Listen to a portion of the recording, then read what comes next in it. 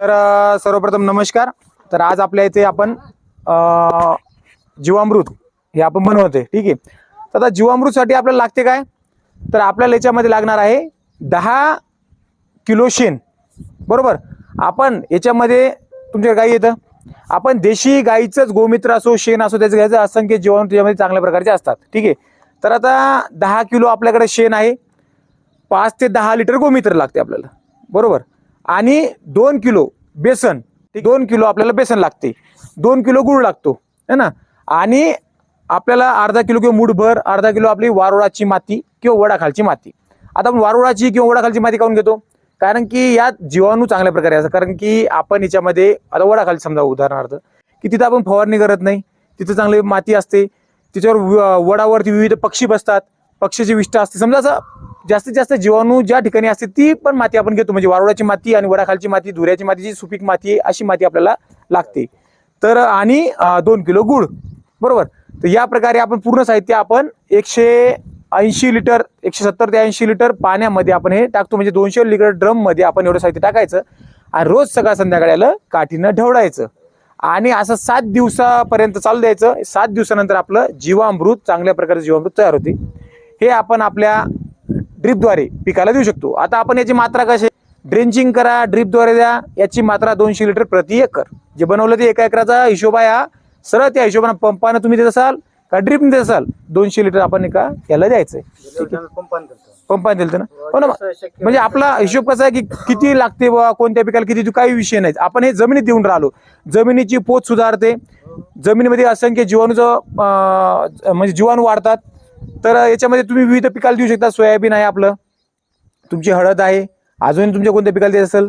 आणि हे तयार केल्यानंतर ताबडतोब वापरायचे जास्त दिवस राहत नाही, ठीक आहे। तर अशा प्रकारे तुम्ही जीवामृत सगळं तयार करून घ्या। तर आज आपण तुकाराम राघोजी थोरात यांच्या शेतात आहे आणि यांनी सगळं साहित्य आणलेलं आहे आणि आज आपण इथे जीवामृत हे आपण आज तयार करूया।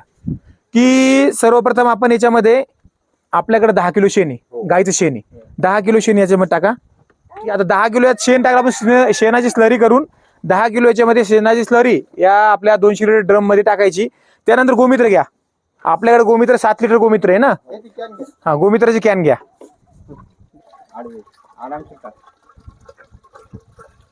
त्यात बेसन घ्या, आपलं बेसन 2 किलो जे आहे आपलं बारीक करून ठेवलेलं,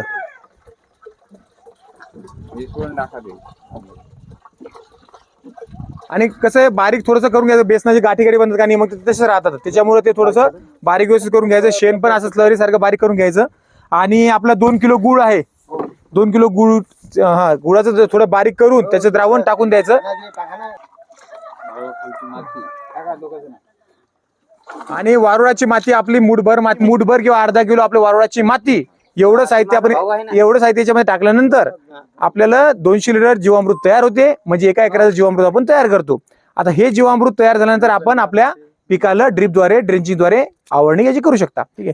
तर अशा प्रकारचं आपण आज आपल्या तुमच्या गटामार्फत तुम्ही आज जीवामृत बनवलं आहे।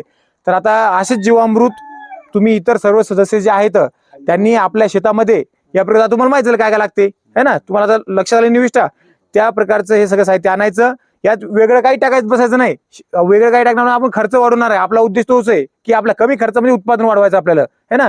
अति खर्च करायचा नाही, जेवढ्या निविष्ठा 4च गोष्टी आपल्याला लागल्या त्या गोष्टी आणायच्या, तेवढ्याच मात्र टाकायच्या, 200 लिटर प्रति एकराला देत राहायचं।